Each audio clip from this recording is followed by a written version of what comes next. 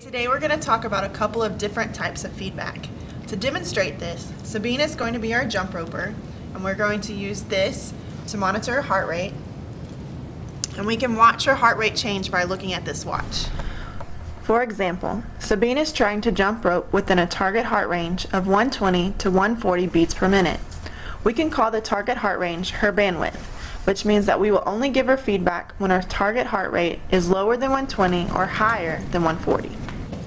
Your heart rate's too low. It's at 110. As long as Sabine keeps her heart rate within the target heart rate range, no instructions will be given to her.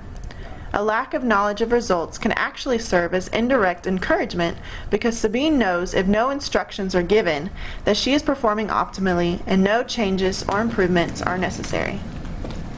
Your heart rate's too high. It's at 150. So, using the same example, Sabine is again trying to jump rope while maintaining her target heart rate zone of 120 to 140 beats per minute. Dr. Lane will give her feedback as long as she remains between 120 and 140, but will stop giving feedback if her heart rate drops below 120 or goes higher than 140. You're doing great. Your heart rate's at 130. Okay. This time, when Dr. Lane checked the monitor, he noticed that Sabine's heart rate had dropped lower than the acceptable range and did not give feedback.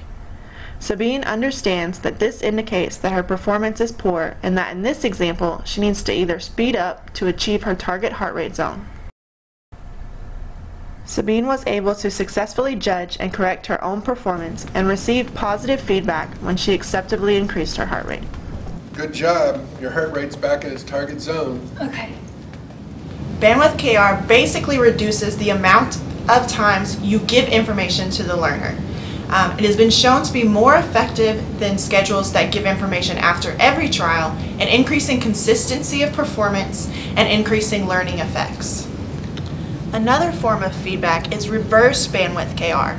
In reverse bandwidth KR, information is given to the learner only when the errors are within the acceptable range. So in essence, bandwidth KR is given when performance is poor, but reverse bandwidth KR is given when performance is good.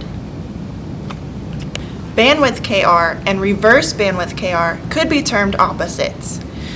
Reverse KR is given when performance is good and is given more frequently. Regular bandwidth KR is given when performance is bad and is given less frequently. Despite these differences, research has shown that performance and learning effects are approximately the same for both types of feedback.